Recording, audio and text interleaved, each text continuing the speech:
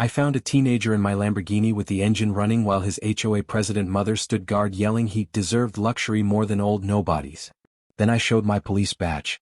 6 years federal prison later, their $4.2 million car theft operation was destroyed and my Lamborghini was legendary. Before watching, also like and subscribe for more stories. The kid was already behind the wheel of my Lamborghini when I came out of the coffee shop, and his mother was standing next to the car yelling at people to mind their own business, while her son, Tess, drove the car he deserved more than some old nobody. I was walking across the parking lot with my morning coffee when I saw the bright orange Lamborghini Huracan that I'd worked 30 years to afford. Except now there was a teenage boy sitting in the driver's seat revving my engine while a woman in expensive clothes stood guard. "Hey!" I called out, walking faster toward my car. "What are you doing?" The woman turned around with the kind of aggressive stance that screamed entitlement. She was maybe 45, blonde hair perfect, designer purse clutched like a weapon. "Excuse me, old man, but my son is just looking at this car. Mind your own business." "This is my business," I said, reaching for my keys. "That's my car."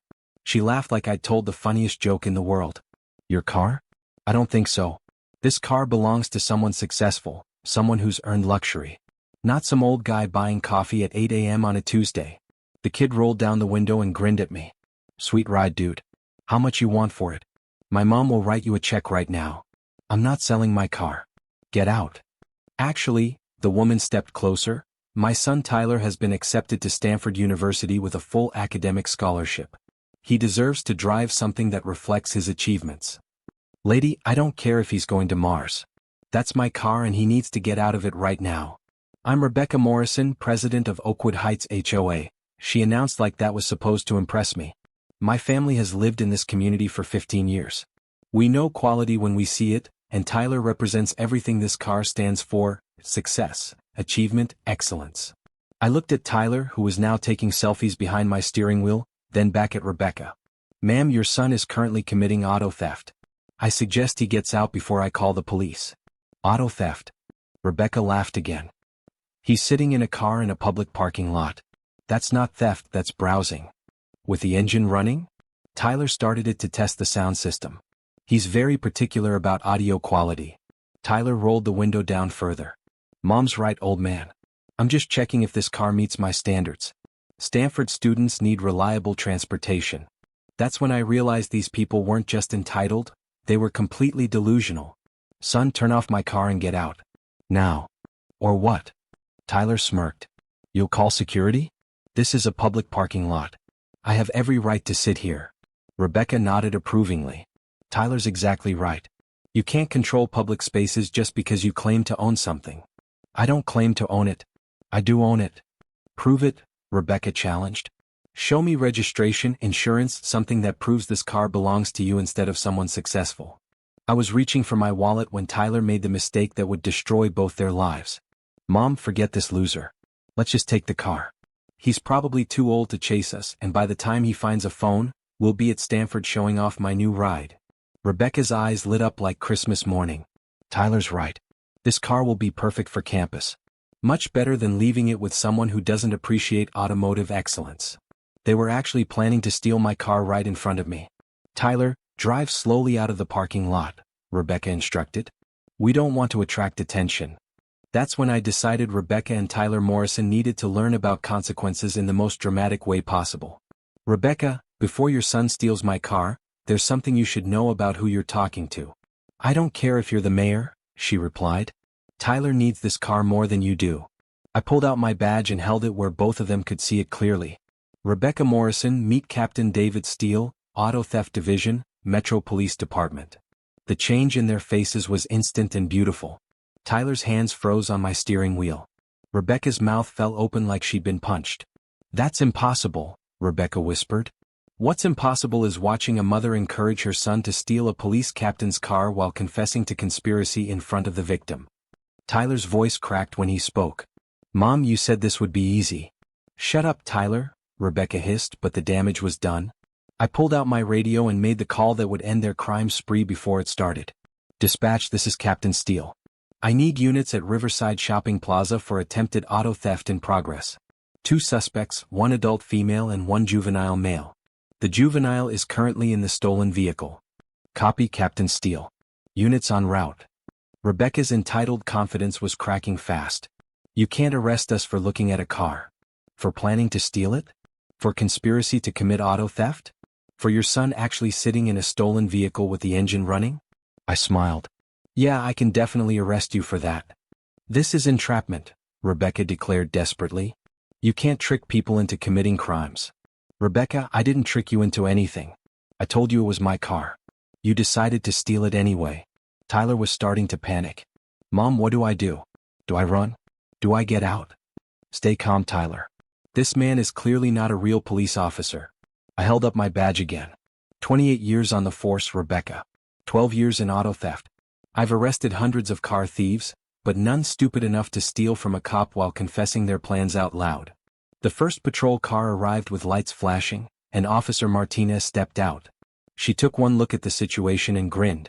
Captain Steele, what do we have here? Officer Martinez, meet the Morrison family.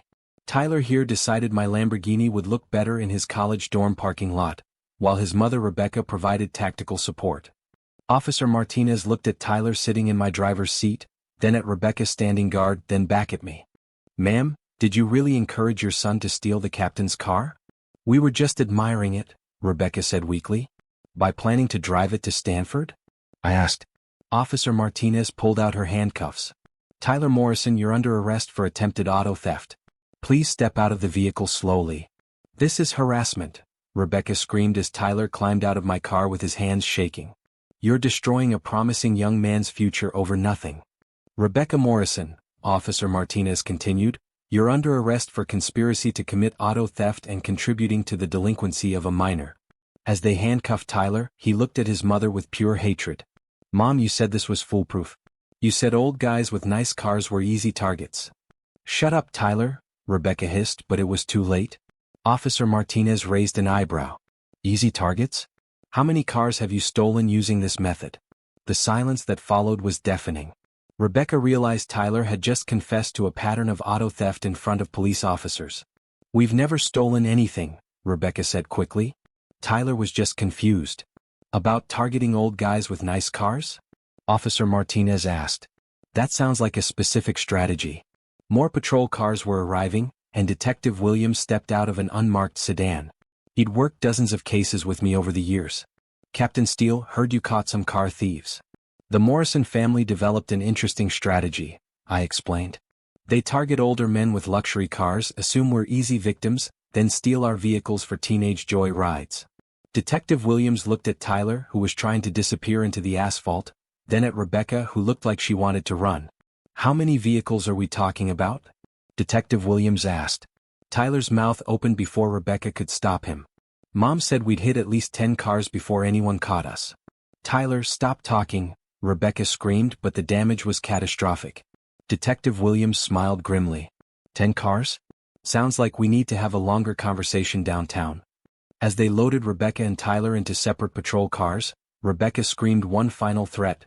Captain Steele, the Morrison family has connections in this city.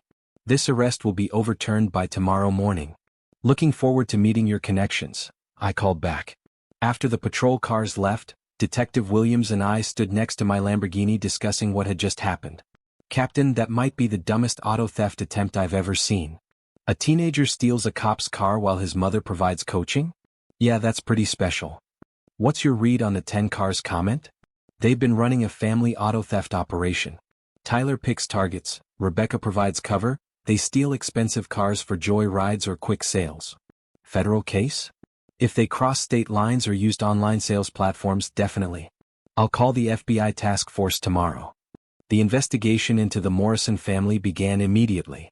Rebecca's claim about having connections was partially true, just not the kind that would help her. Her husband, Michael Morrison, was a city planning commissioner who'd been under investigation for taking bribes from developers. Rebecca's arrest gave investigators the excuse they needed to search the Morrison house and financial records. What they found was devastating. Evidence of systematic auto theft, bribery, tax evasion, and fraud spanning 5 years. Tyler's Stanford acceptance with full scholarship was completely fictional. He'd never applied to any college and was actually on probation for vandalism and theft. But the most damning evidence came from Tyler's own social media accounts.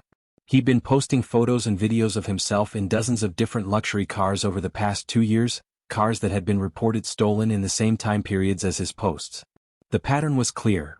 Rebecca and Tyler had been stealing expensive cars, using them for social media content and joy rides, then abandoning them before police could trace the thefts back to them. My Lamborghini was just the first time they'd been caught in the act. The federal investigation expanded when authorities discovered that some of Tyler's social media posts showed him driving stolen cars across state lines. Auto theft becomes a federal crime when vehicles cross state boundaries. FBI agent Sarah Chin called me a week after the arrests. "Captain Steele, we need to discuss the Morrison case. This is much bigger than a simple auto theft attempt." "How much bigger?" "We've identified 43 stolen luxury vehicles in Tyler's social media posts over the past 3 years. The total value exceeds $4.2 million. They were running a major theft operation? More like a social media fraud scheme with auto theft. They'd steal expensive cars, create content for Instagram and TikTok, then dump the vehicles before they could be traced. Until they tried to keep my Lamborghini permanently." "Exactly. Your arrest broke open a multi-state luxury car theft ring that we'd been tracking for 2 years. The trial was scheduled for 8 months later, but the evidence was so overwhelming that Rebecca's lawyer advised immediate plea bargaining. The prosecution had security camera footage of the theft attempt, audio recordings of their conspiracy, witness testimony from multiple police officers, and evidence of a massive pattern of vehicle theft and fraud. Tyler's own social media accounts provided a complete timeline of their crimes, with geotagged posts showing him with stolen vehicles in 6 different states. But the most damaging evidence was Rebecca's confession during her arrest. She'd repeatedly stated that Tyler deserved luxury cars more than their owners and that older men with expensive vehicles were easy targets for theft. Rebecca ultimately pled guilty to conspiracy to commit auto theft, operating a criminal enterprise, and money laundering. She received 6 years in federal prison plus restitution of $890,000. Tyler, despite being 17, was tried as an adult due to the scope of the operation. He received 4 years in federal prison and 10 years probation. Michael Morrison lost his city position when his corruption investigation revealed connections to his family's criminal enterprise. The Morrison house was seized by federal authorities to pay restitution to victims. But the real justice came when the story exploded across social media. HOA president's son tries to steal police captain's Lamborghini, became a viral sensation that made Rebecca and Tyler Morrison symbols of entitled criminality. The video of Tyler being arrested while sitting in my car, combined with Rebecca screaming about family connections, generated millions of views and spawned countless memes. #Lamborghini thief and #entitled Karen became trending hashtags as people shared stories of ridiculous theft attempts and privileged criminal behavior. The coverage was devastating for Tyler's future prospects. His social media theft documentation became evidence in federal court and proof that his entire life had been built on crime and lies. 6 months after the trial, I was having my Lamborghini serviced when the mechanic mentioned an interesting phone call. "Captain Steele, someone called asking about this car's history. Said his name was Tyler Morrison and he was calling from federal prison." "What did he want?" "Said he wanted to apologize for trying to steal your car. Mentioned something about rehabilitation programs and making amends." I thought about that while watching the mechanic work on my car. Tyler was 19 now, serving his sentence and apparently learning about consequences the hard way. That evening, I drove my Lamborghini through the old Morrison neighborhood. Their house had been sold to pay restitution, and new owners were already working on renovations. The Oakwood Heights HOA had elected new leadership after Rebecca's criminal conviction made national news. Property values had actually increased once residents learned their community was no longer run by a criminal family. My phone buzzed with a text from Detective Williams. "Captain, just arrested another car thief." When I mentioned the Morrison case, he immediately returned the keys and asked to make a statement. "Your Lamborghini is becoming a crime deterrent legend." As I pulled into my garage, I reflected on the lessons of the past year. Sometimes entitled people mistake social media success for real achievement and theft for legitimate acquisition. Rebecca and Tyler Morrison had built their entire lifestyle on stealing other people's property while convincing themselves they deserved luxury more than their victims. They'd learned that federal prison doesn't care about social media followers, and auto theft doesn't become legal just because the thieves feel entitled to their target's possessions. The Lamborghini was still beautiful, sitting in my garage like an orange reminder that some things in life are worth protecting. I'd worked 3 decades in law enforcement to afford my dream car, and nobody was going to take it just because they felt more deserving. Tyler's phone call from prison suggested he might be learning that real success comes through work and honesty, not theft and entitlement. His federal sentence would give him plenty of time to think about the difference. Rebecca, on the other hand, would spend the next 6 years explaining to federal cellmates how she destroyed her family's life by encouraging her son to steal a police captain's car while confessing their crimes on camera. Sometimes the best crime prevention is making sure criminals understand that their next target might be someone with the authority to destroy their lives completely. The Morrison family had provided an excellent example of what happens when entitlement meets federal law enforcement. My Lamborghini had become a symbol in law enforcement circles. The car that ended a multi-million-dollar theft operation because the criminals were too stupid to check who they were stealing from. Federal prison. It's not just for drug dealers, it's for anyone dumb enough to steal luxury cars from police captains while live streaming their confessions on social media.